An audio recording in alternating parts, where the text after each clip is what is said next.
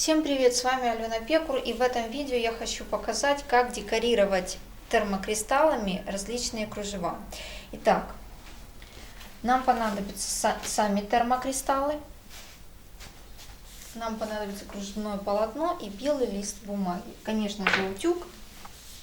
Вот наш утюг, которым я сегодня буду работать. Вот самое важное — это платформа.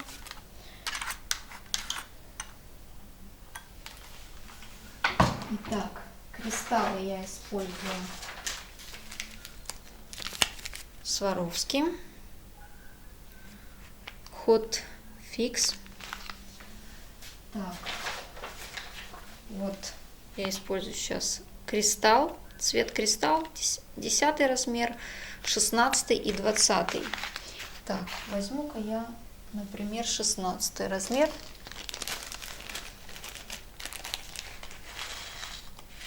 Можно использовать не только Сваровски, но я их использую по следующим причинам. Сейчас я вам буду делать и буду рассказывать. Значит, дешевые кристаллы, они как бы расслаиваются. То есть хрусталь или стекло, и здесь хрусталь является основой для этого кристалла. Другие кристаллы, для их основы используются стекло и термопластмасса. Так, то есть внешний вид изделия совершенно другой, более простой, и, в общем-то, расслаиваются. Стекло вот это отдельно, а то, на чем оно приклеивается, на чем оно держится, это стекло, вот такая вот основа. Я вам обратную сторону кристалла показываю, вот лицевая, вот, скажем так, изнаночная сторона. Вот эта нижняя сторона, она отклеивается. С кристаллами Сваровски все по-другому. Я никогда не сталкивалась с какими-либо подобными проблемами при работе с кристаллами Сваровски. Буду откровенна, сняла предыдущий дубль. И получился у меня вот такая вот неприятность. Я взяла терможемчуг, простой. Хотела показать в ролике, как с ним работать. Я никогда не использовала простой жемчуг, но вот взяла. Думала, покажу вам минусы и плюсы. Вот расплавилась одна жемчужина, а две другие оставили клеевой след на бумаге, а сами прилипли к углу. Вот еще одно доказательство лично для меня, что все-таки нужно использовать кристаллы Сваровски. Так, снимаем с бумаги. Вот наши камни уже приклеились. Можем попробовать на другом кружеве. Например, более плотные кружева. Вот здесь вы можете видеть, уже есть кристаллы. Возьмем еще не декорированную аппликацию. Кружева макраме, или их еще называют венские кружева. Итак, выкладываем то, что нам надо, там, где мы хотим. Поскольку я уже взяла 16 размер в руки, то я заполню те места, где у меня 16 размер. После того, как кружева декорируем кристаллами, мы можем, если мы хотим, конечно же, дополнительно аппликацию или кружевное полотно, или кружевной край, что мы там декорируем, расшить, например, бисером или рубленым стеклярусом. Вот как, например, на том полотне, с которого я начала этот ролик. Я сейчас вам его еще раз покажу. Почему бумага под низом? Потому что в некоторых частях кружева оно недостаточно плотное, вот, как, например, вот здесь, то есть сеточка, здесь основой была у нас сеточка, и если не положить бумагу, то просто прилипнет к чехлу гладильной доски. Просто приклеится и все. И потом останется вот этот клей на гладильной доске, и, в общем-то, нужно делать новый чехол. Либо, если не сделать, то изделие, которое вы будете утюжить в следующий раз на вашей гладильной доске, ждут неприятности. Останется какой-то клеевой след уже на изделии.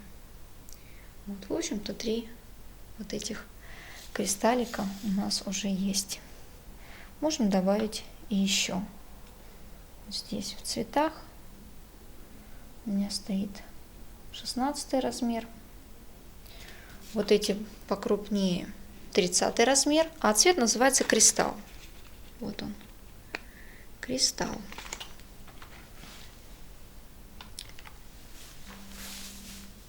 Тем, кому не нравится работать или не понравится с термокристаллами, можно купить просто кристаллы без клея и отдельно клей, и холодным способом наносить. То есть капельку клея нанесли и приклеили.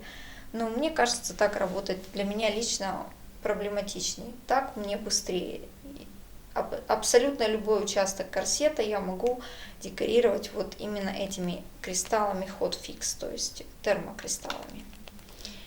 Так, еще есть пришивные, как правило, пришивные покрупнее, если у них тоже вот такая вот металлическая основа, как здесь. Вот пример более крупного кристалла. Сейчас. Вот у нас приклеились.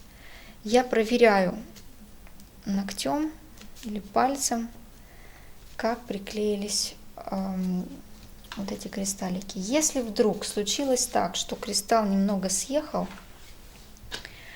когда он еще горячий, его можно с небольшим усилием подвинуть на то место, которое нам надо. Допустим, мы поставили на центр самый, да, вот, а он немножечко вместо центра куда-то съехал в какую-то сторону. Мы можем это откорректировать, но только когда он горячий.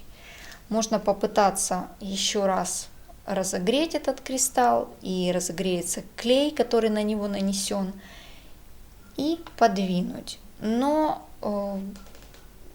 если вовремя это не сделать, не поспешить, то есть можно, если с первой, со второй попытки вы этого не сделали, на третью, четвертую попытку может не получиться.